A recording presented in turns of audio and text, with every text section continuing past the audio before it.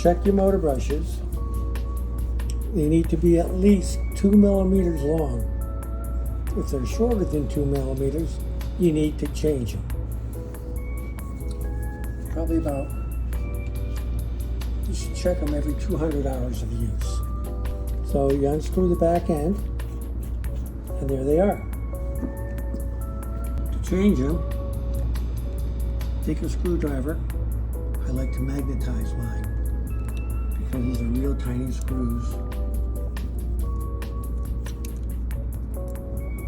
Boom.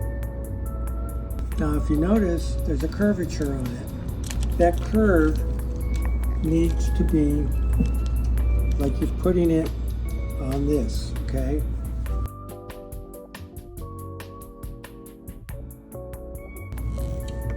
Because the two upward horns on the end, I guess, would make it spark if it wasn't all the way down until it came down. You'd just be wasted a lot of motor brush. So, and they even come that way brand new. You want to put it in like this.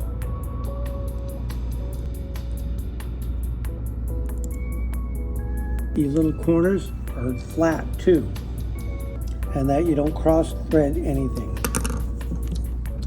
because you're going to plastic to metal. Our newer 1030 micromotor uses the same motor brushes as 1070. You do it the same way.